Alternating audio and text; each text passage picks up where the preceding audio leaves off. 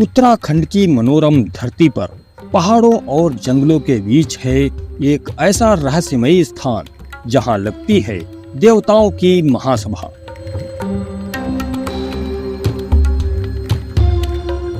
जहां चारों तरफ अस्त्र शस्त्र बिखरे पड़े हैं। महाभारत से जुड़ा एक ऐसा स्थल जहां आज भी मौजूद है धनुर्धर अर्जुन का गांडीव धनुष।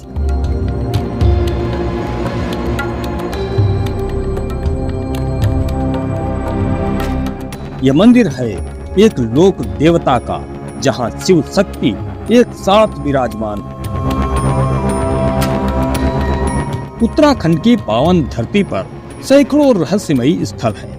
कुछ तो ऐसे हैं जहां हर किसी का पहुंचना बहुत ही मुश्किल है।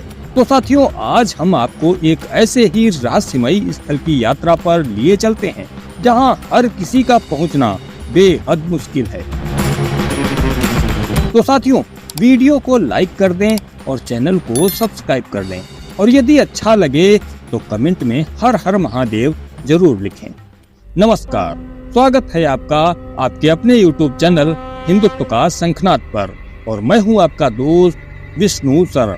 उत्तराखंड, जिसे देवभूमि कहा जाता है, अपने रहस्यमयी स्थलों के लिए काफी प्रसिद्ध है, जिनमें सबसे अद्भुत है यह मंदिर। एक ऐसा मंदिर जहां श्रद्धालु प्रसाद नहीं बल्कि हथियार चढ़ाते हैं। धनुष और बाण जो कभी योद्धाओं द्वारा उपयोग किए जाते थे, अब देवताओं के समक्ष श्रद्धा से रखे जाते हैं। यहाँ चारों ओर घना जंगल है, झरने हैं, पहाड़ हैं, जिसमें हाथी और बाघ जैसे खतरनाक जंगली जानवरों का बसेरा है। इसके बावजूद इन ऊबड़ खाबड़ पथरीले रास्तों से होते हुए श्रद्धालु महादेव के इस पावन धाम तक पहुँचते हैं, जिसका नाम है ब्यानधुरा। इस स्थान को देवताओं की विधानसभा के रूप में भी जाना जाता है। ब्यानधुरा मंदिर में यह मान्यता है कि निसंतान दंपति संतान प्राप्ति की कामना लेकर यहाँ आते हैं, और जब उनकी मनोकामना पूरी होती है तो वे धनुष, बाण या अन्य अस्त्र शस्त्र यहाँ अर्पित करते हैं। अब आपके मन में सवाल उठ रहा होगा कि आखिर यहाँ धनुष, बाण, त्रिशूल आदि अस्त्र शस्त्र क्यों चढ़ाए जाते हैं?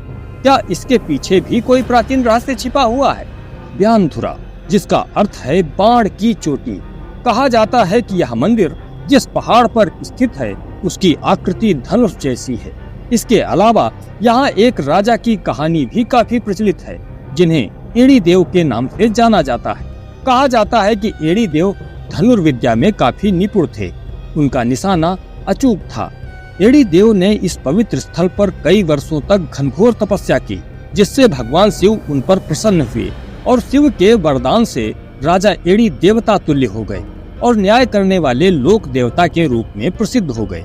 एड़ी देवता को शिव के रूप के साथ साथ महान धनुर्धर अर्जुन का अवतार भी माना जाता है, जो पहाड़ी जनता के बीच न्याय करने के लिए जाने जाते हैं। मंदिर के मुख्य द्वार पर एड़ी देव की संगमरमर से बनी प्रतिमा स्थापित है।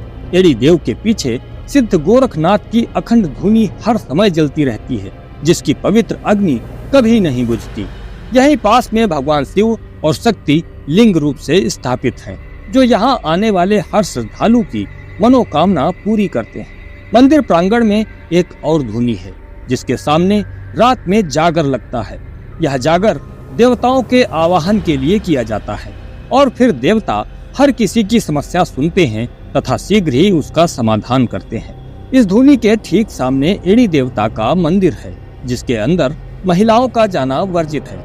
महिलाएं केवल इस मंदिर के द्वार तक ही जा सकती हैं। हालांकि 9 वर्ष आयु तक की बच्चियां मंदिर के अंदर जा सकती हैं। कहा जाता है कि महाभारत के समय अज्ञातवास के दौरान पांडवों ने कुछ समय यहीं व्यतीत किया था, और महान धनुर्धर अर्जुन ने अपना प्रसिद्ध गांडीव धनुष इसी पर्वत पर छिपा दिया था।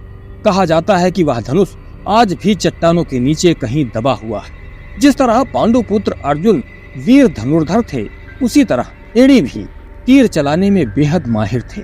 इसीलिए यहाँ धनुष बाण चढ़ाने की परंपरा है। क्योंकि एड़ी देव उत्तराखंड के लोक देवता हैं, इसलिए उत्तराखंड में एड़ी देवता के कई मंदिर हैं, लेकिन सभी मंदिरों में ब्यानधुरा मंदिर की मान्यता सबसे ज्यादा है। ब्यानधुरा मंदिर ने कई आक्रमणों को भी विफल किया है।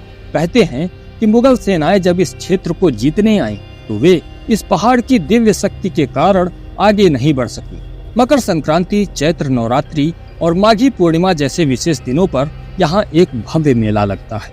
उस दौरान यहाँ उत्तराखंड, उत्तर प्रदेश तथा नेपाल आदि से बड़ी संख्या में लोग यहाँ पहुँचते हैं।